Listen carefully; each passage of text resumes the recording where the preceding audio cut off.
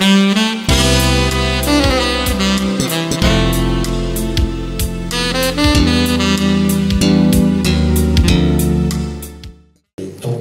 pense qu'il faut bien comprendre que la science n'est pas née d'un travail exégétique particulier sur les textes. La science, elle est née avec Galilée, je parle de la physique moderne, d'une émancipation par rapport au texte. Et si on se dit que finalement la science doit fournir des arguments qui permettent de revenir au texte sacré pour en comprendre le sens véritable, on voit bien, c'est votre proposition, moi je pense que c'est une impasse. Puisqu'il est impossible, par exemple, d'insérer le boson de Higgs qu'on vient de découvrir dans les textes. Il n'y a aucun endroit où on peut le caser. C'est-à-dire que les textes sacrés, d'un point de vue scientifique, sauf si on s'intéresse à la question de l'origine de l'univers, mais pour le reste, ce sont des textes qui sont scientifiquement libertaires. C'est-à-dire qu'ils sont compatibles avec toute découverte scientifique. Et j'ajouterais que la science, je parle de la science moderne, hein, pas de la science des Grecs, par exemple, qui n'était pas basée sur l'expérimentation, mais la science moderne, celle qui est née avec Galilée, disons, est une science qui n'a jamais été dite avant d'advenir. Et d'ailleurs, c'est pas un discours, la science, c'est plutôt une méthode qui produit les résultats, et quand on essaie de la ramener à un discours, on prend des risques, parce que la science ne parle pas. Et donc, quand on parle, en fait, on parle pour elle, mais ça n'est pas elle qui parle. Et du coup, on peut lui faire dire à peu près ce qu'on veut. Par exemple, on peut dire que la cosmologie contemporaine éclaire le sens de l'univers parce que les constantes fondamentales, on le comprend d'après les modèles, si elles étaient différentes de ce qu'elles sont, la vie n'aurait pas pu advenir, etc.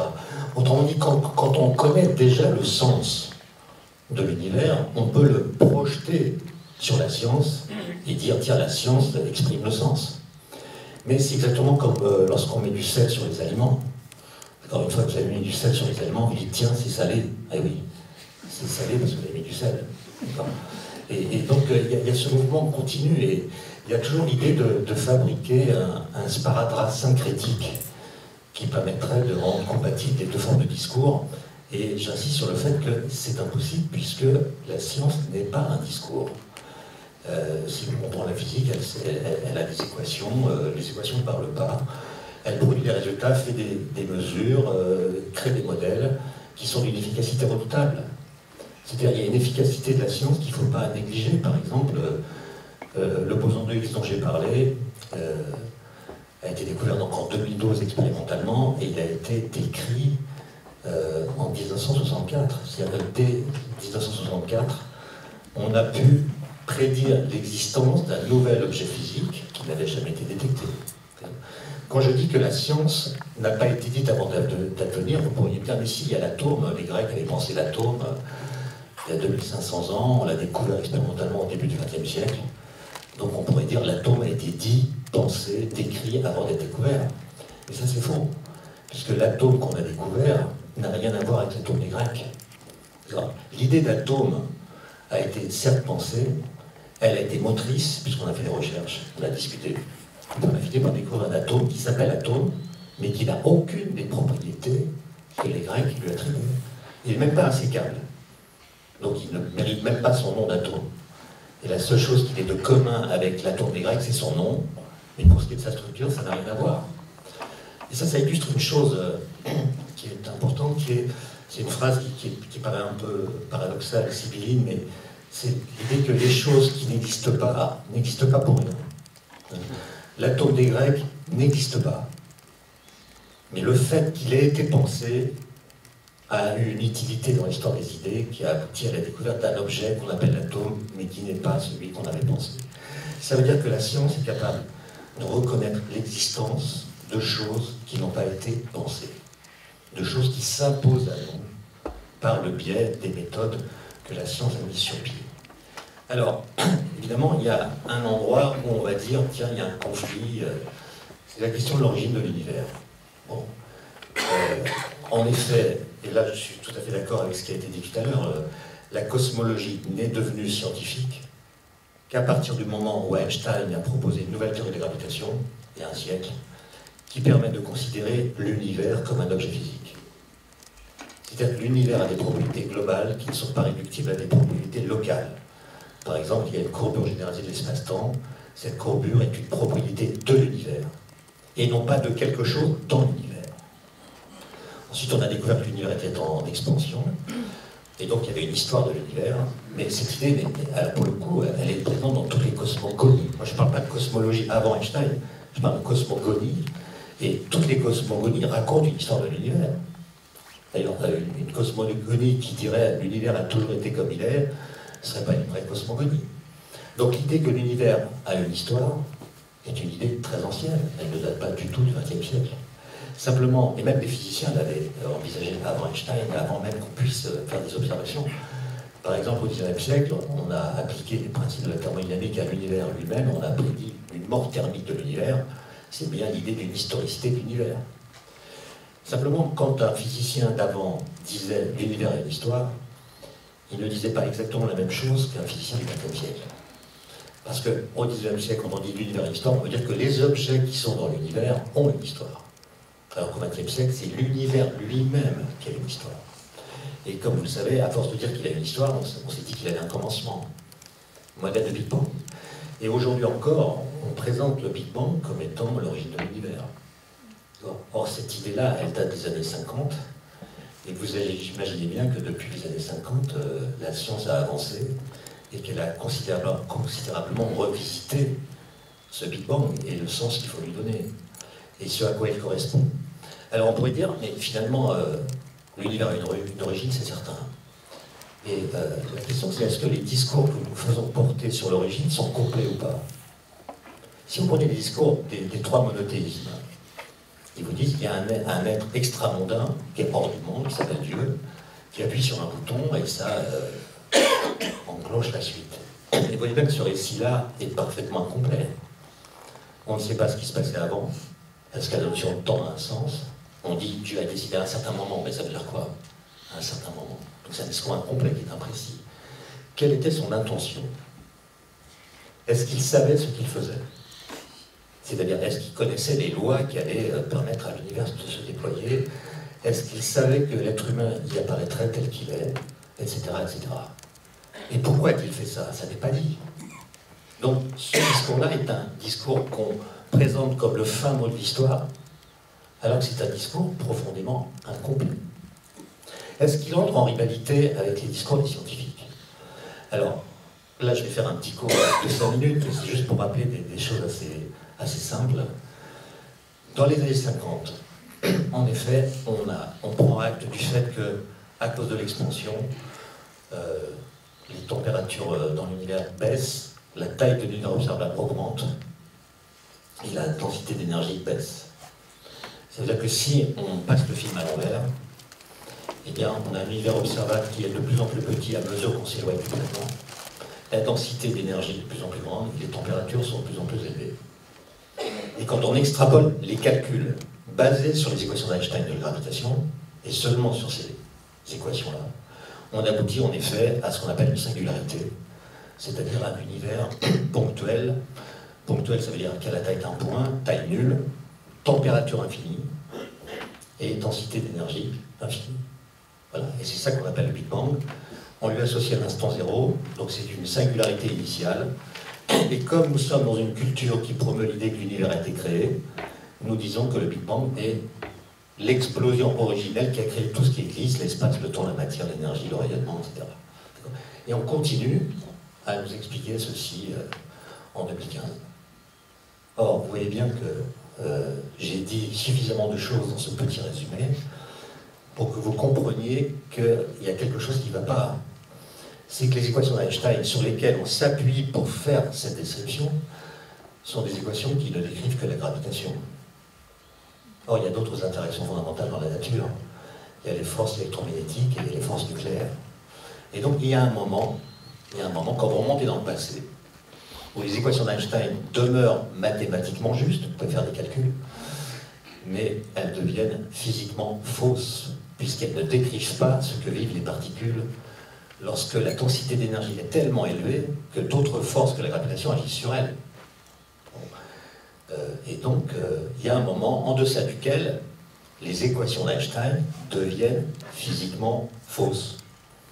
Et ce moment, on l'appelle le mur de Planck. C'est-à-dire, en deçà du mur de Planck, les équations d'Einstein ne fonctionnent plus. Elles ne fonctionnent plus physiquement. même si vous pouvez toujours vous amuser à faire des calculs mathématiques. Et donc la question c'est, disons l'honnêteté intellectuelle, ça consiste à dire qu'entre le mur de Planck et notre époque, il s'est écoulé 13,7 milliards d'années. Mais le mur de Planck, c'est pas l'origine. Et donc, qu'est-ce qu'il y a avant le mur de Planck? Le problème, c'est qu'on ne sait pas, puisque on a une physique aujourd'hui qui est basée sur deux pieds incompatibles l'un avec l'autre. Il y a d'une part la relativité générale qui décrit la gravitation, à partir d'un espace-temps qui est lui-même un objet physique. Et puis les trois autres interactions sont décrites dans ce qu'on appelle la physique quantique, dans le cadre d'un modèle qu'on appelle le modèle standard. Bon. Et l'espace-temps du modèle standard n'est pas celui de la relativité générale. Donc ces deux théories ne sont pas compatibles. Et il y a depuis 40 ans, il y a d'énormes efforts qui sont faits en physique théorique pour essayer de trouver un cadre nouveau dans lequel on puisse décrire les quatre interactions ensemble, et donc décrire ce qui s'est passé avant le mur de Planck. Il y a différentes pistes, peut-être que vous connaissez certains noms, la théorie des cordes et d'autres choses. Aucune de ces pistes qui sont à l'ébauche, qui sont des pistes de recherche, qui sont des modèles, si vous voulez, on n'a aucun moyen expérimental de sélectionner parmi les idées théoriques qui sont explorées lesquelles sont les bonnes. On manque de données expérimentales. Par exemple, au LHC, au CERN, qui vient de redémarrer, on donne aux protons qui entrent en collision l'énergie d'un moustique en vol. Et donc on recrée les conditions de l'univers lorsque les particules avaient l'énergie d'un moustique. Et le mur de Planck, c'est quand les particules avaient l'énergie d'un TGV. Donc c'est beaucoup plus. Et expérimentalement, on est très loin de ces conditions. Simplement, le point important, qui est capital en fait, c'est que quelle que soit la piste théorique que vous utilisez aujourd'hui pour unifier les interactions, et que vous l'appliquiez à l'univers primordial, à l'univers d'avant le mur de Planck, quelle que soit la piste théorique, la singularité initiale disparaît. D'accord? C'est-à-dire, je vous donne un exemple, la théorie des cordes vous dit que la température moyenne dans l'univers est nécessairement finie. C'est-à-dire qu'à tout moment de son histoire et à tout point de son espace, la température dans l'univers est inférieure à une certaine grandeur, qui est très grande, mais qui n'est pas infinie. Et vous voyez qu'il suffit que je dise cela pour que la théorie des cordes appliquée à l'univers primordial fasse que l'instant zéro va passer à un seul quart d'heure. Parce que l'instant zéro des anciens modèles, il était associé à une température infinie. Donc la théorie des cordes vous dit, le Big Bang, c'est pas ça. C'est pas une singularité.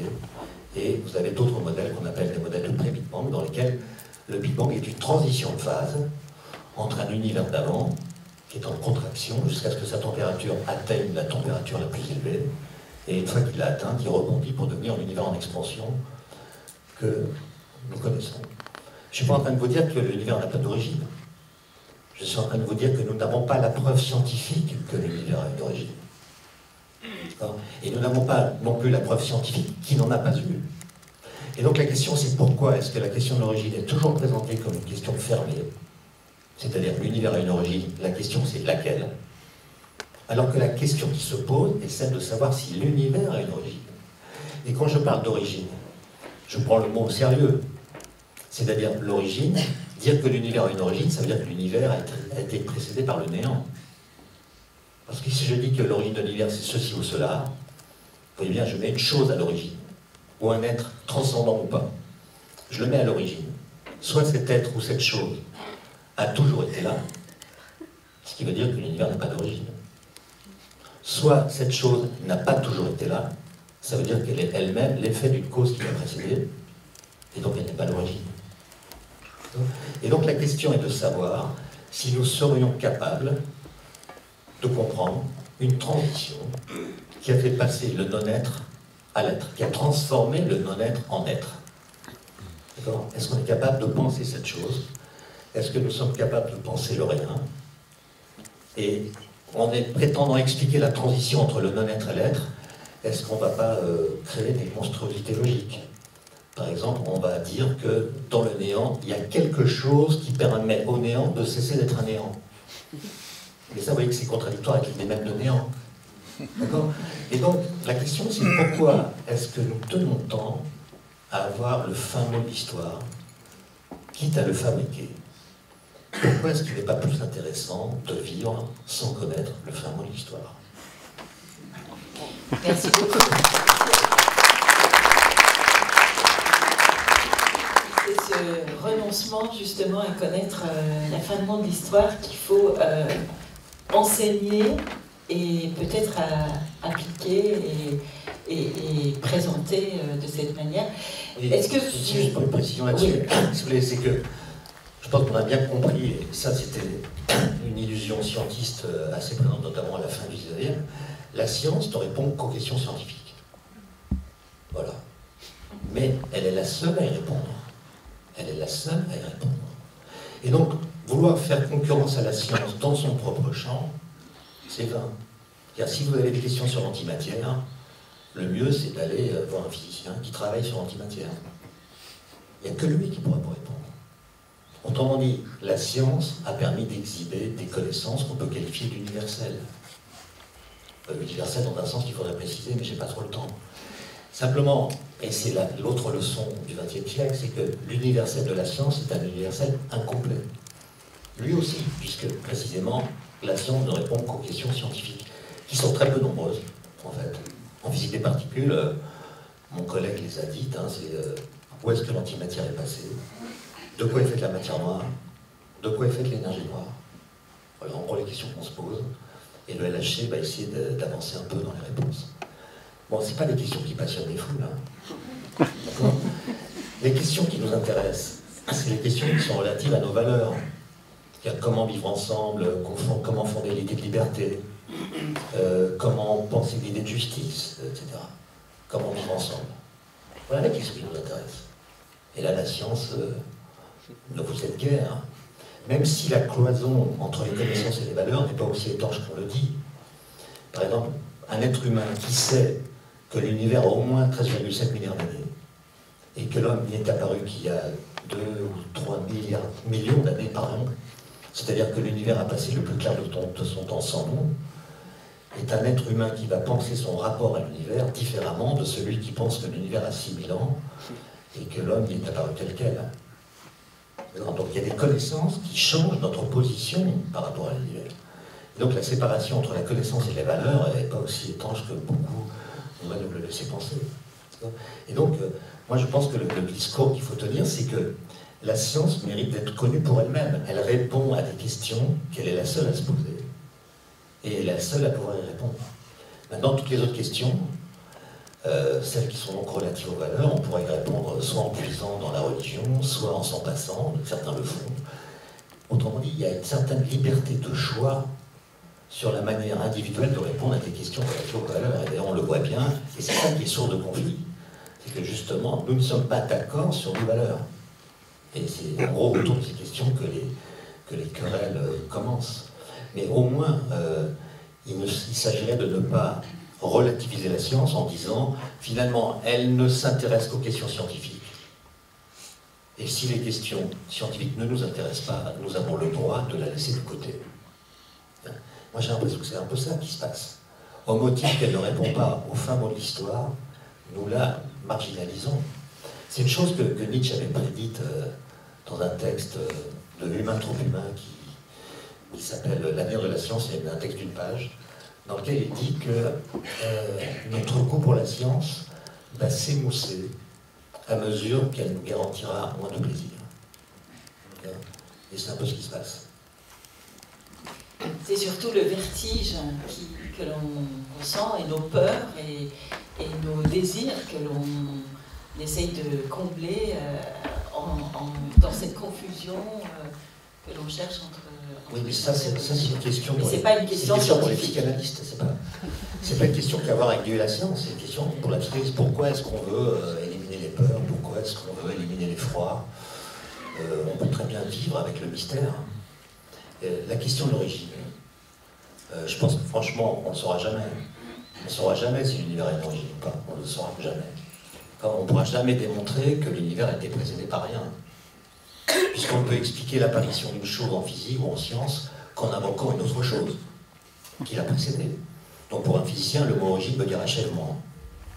Quand je comprends l'origine des atomes, je décris l'ensemble des processus antérieurs à l'apparition des atomes qui ont fait apparaître les atomes. Donc le mot l'origine des atomes, c'est décrire un processus dont l'atome est la fin. Okay. Maintenant, si je m'intéresse à l'origine de l'univers, ça veut dire que je comprends l'apparition de l'univers comme la fin d'une histoire qui l'a précédée. Ça veut dire qu'avant l'origine de l'univers, il y avait quelque chose. Et donc c'est pas l'origine. Il faut résister à un phénomène qui est difficile d'ailleurs à contrecarrer, que personne appelait le mouvement rétrograde du vrai. C'est-à-dire une fois qu'on a découvert quelque chose, on a tendance à le rétro-projeter dans des textes anciens, comme si le sens des mots n'avait pas été modifié. Par exemple, quand on parle du temps et qu'on lit le mot chronos chez les Grecs, on pense que dans l'esprit des Grecs, chronos, ça désigne le temps tel qu'on le pense aujourd'hui, alors que les Grecs avaient une toute autre idée de cette chose-là. Et donc il faut se méfier de cette transposition vers le passé. Et je répète que, à ma connaissance, il n'existe pas de découverte scientifique qui résultait d'un travail approfondi sur un texte. Voilà. Sur une pensée critique. C'est la grande découverte de Galilée, c'est que ce n'est pas en lisant des livres qu'on va découvrir ce qu'est le monde. C'est en faisant de la théorie et ensuite de l'expérimentation, et non pas de l'observation, parce que l'observation nous trompe. Toutes les lois physiques contredisent l'observation. Hein, par exemple, si vous faites tomber un corps lourd en même temps qu'un corps léger, vous verrez que le corps lourd tombe plus vite que le corps léger. Et la loi de la chute des corps vous dit que tous les corps tombent à la même vitesse. Donc la loi de la chute des corps dit le contraire de ce que vous observez. Et toutes les lois physiques sont comme ça. Et donc on les a découvertes non pas en faisant des observations, mais en montrant par la théorisation puis l'expérimentation que l'observation nous trompe, et en tout cas qu'elle mérite d'être réinterprétée, parce que en fait, quand on fait tomber des corps dans l'air, évidemment il y a une force supplémentaire, qui est la résistance, et c'est elle, et seulement elle, qui est responsable de la différence de vitesse entre les corps lourds et les corps légers.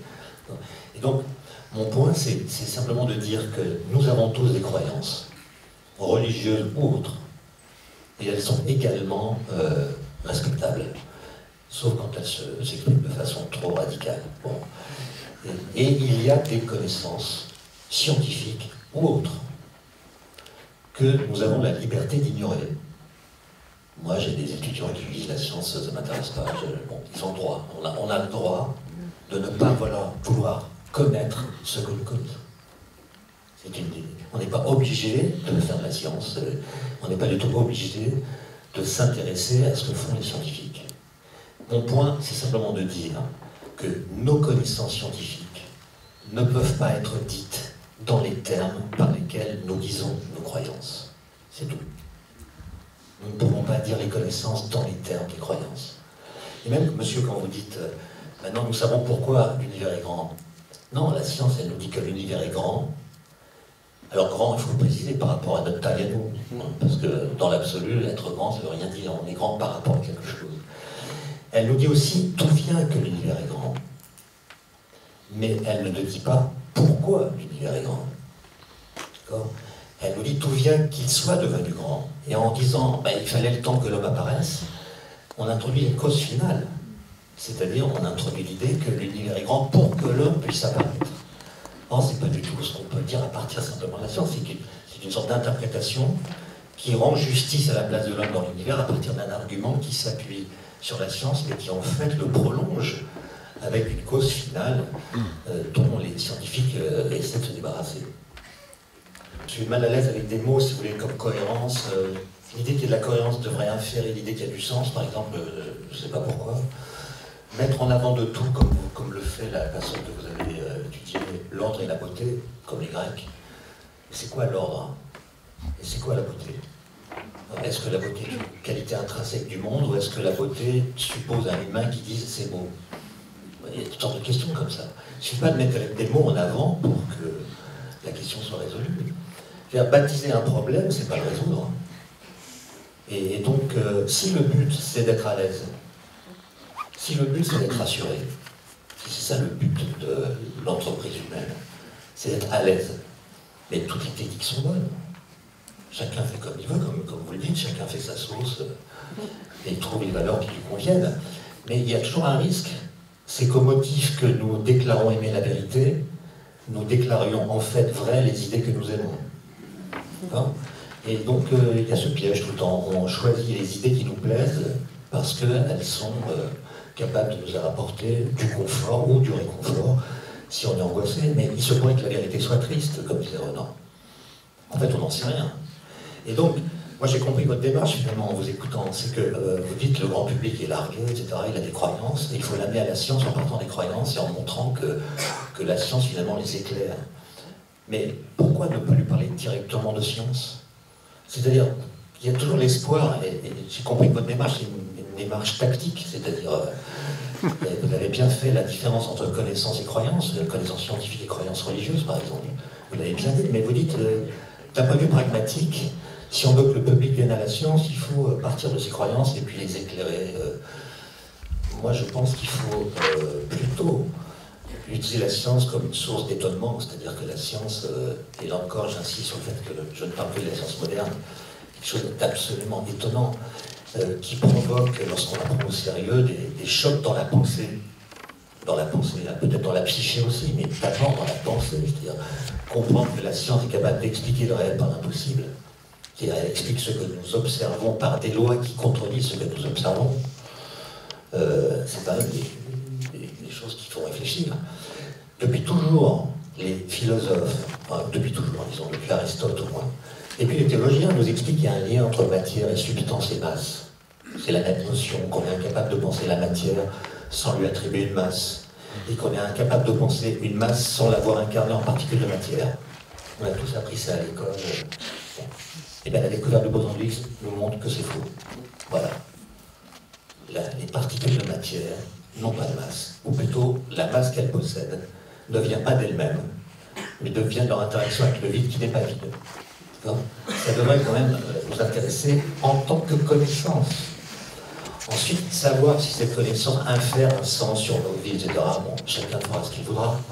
Mais d'abord, il y a cette connaissance. Et on doit l'apprécier à la juste hauteur de ce qu'elle signifie.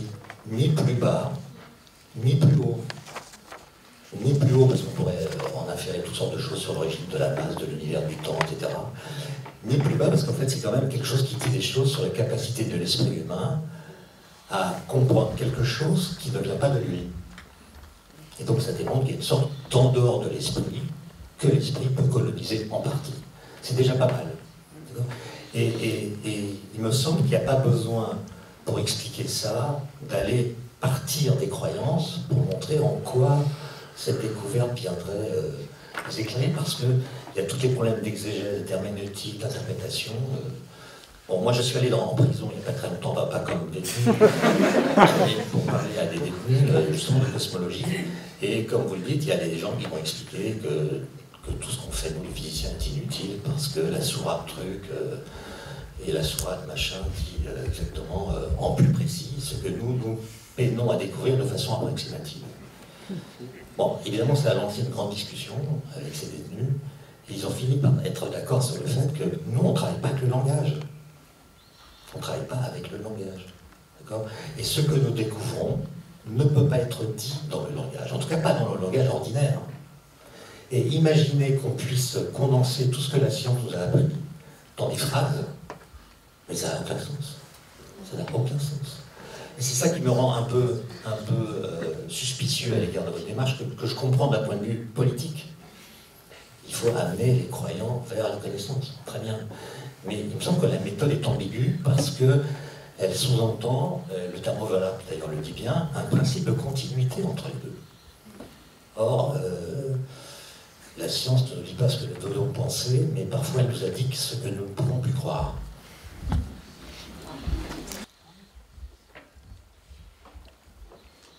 C'est d'abord un amour intellectuel. C'est-à-dire qu'on a appris, on a compris que l'homme est apparu il y a 3 millions d'années, peut-être 4, ça se discute.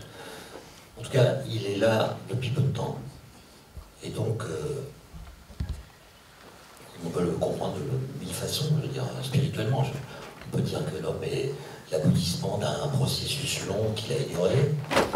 On peut aussi dire que l'homme est l'aboutissement, justement, exceptionnel d'un projet qu'il a porté secrètement pendant des milliards d'années. Donc, ça dépend de votre narcissisme un peu. Est-ce que vous êtes une poussière d'étoiles, comme ça, au hasard, vous faites poussière d'étoiles, ou est-ce que vous êtes le résultat d'un projet? Vous voyez bien que ça, vous pouvez le penser à votre guise, spirituellement. Et c'est pas la science qui va vous dire comment vous devez penser cela.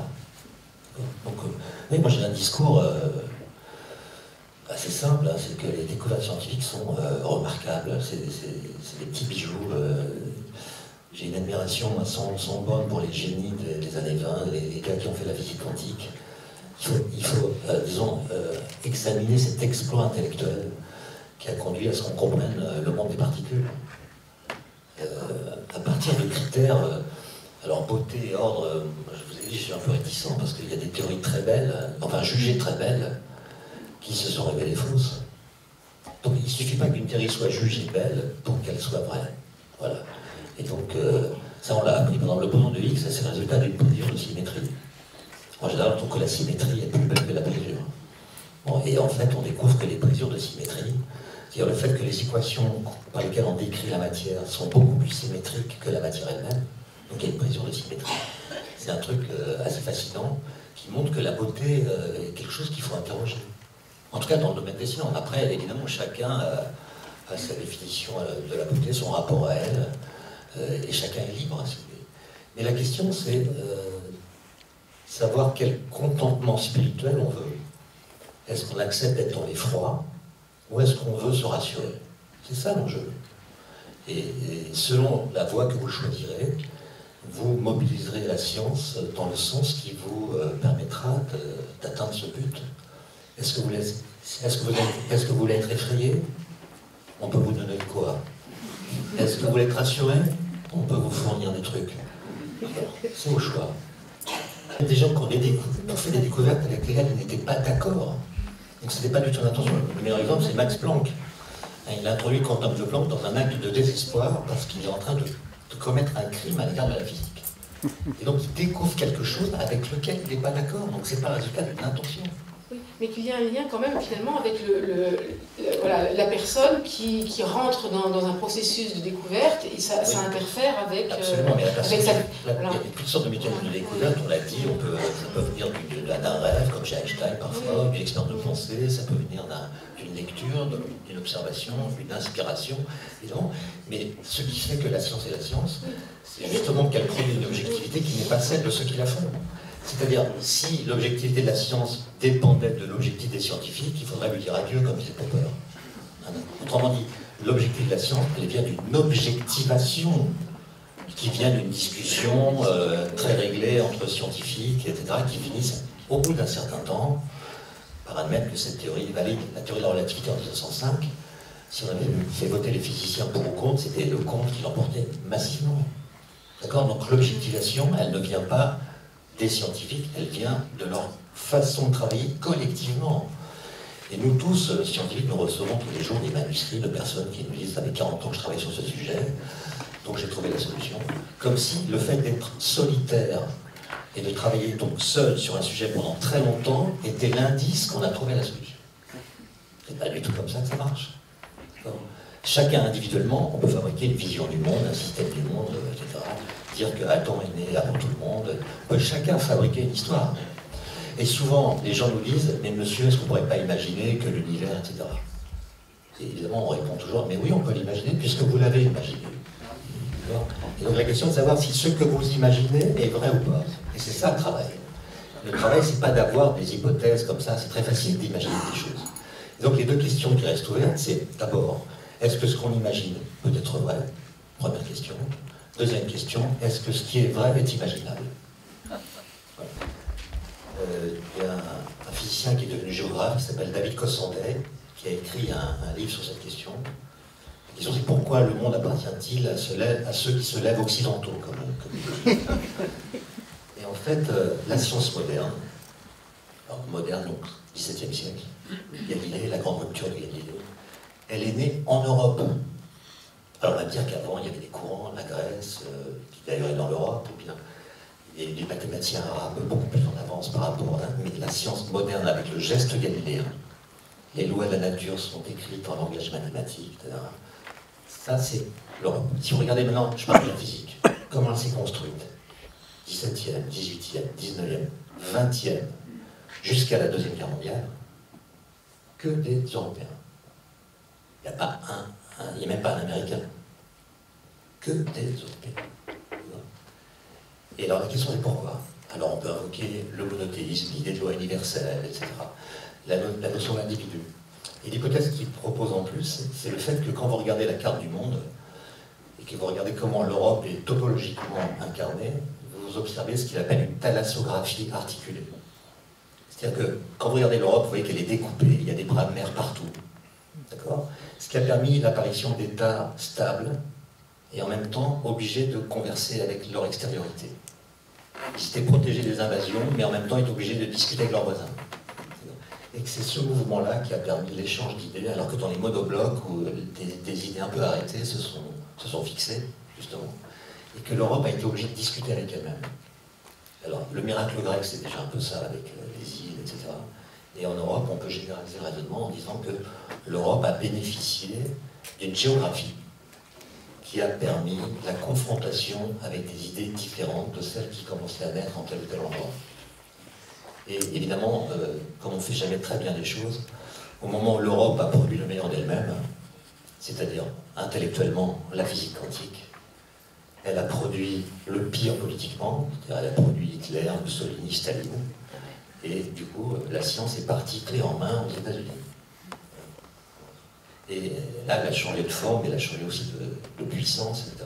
Et quand on prend l'histoire, moi j'appuie ce terme, c'est-à-dire la science, elle est née en Occident, enfin en Europe, ensuite elle a colonisé une partie de la planète. Mais, comme le montrent les anthropologues, aucune autre civilisation n'a fait une séparation entre l'homme et la nature, comme l'Occident l'a fait. L'Occident, avec Galilée, dit que l'homme est un être d'anti-nature. Non pas qu'il soit contre la nature, mais au sens où l'homme est transcendant par rapport à la nature. Quand l'homme échappe en quelque sorte à la nature, il en est peut-être le résultat, mais il peut la comprendre, la dominer, etc. Alors que dans les autres civilisations, la séparation entre l'homme et la nature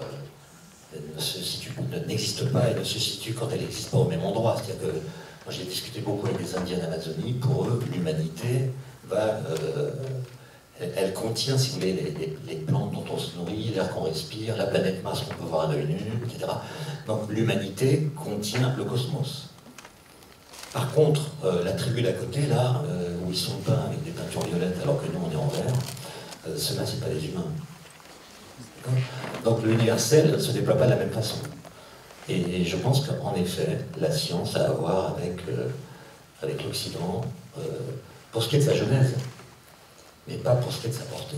Elle a une portée qui dépasse les frontières de l'Occident, puisque si vous allez en Chine, les scientifiques chinois font exactement la même science que les autres.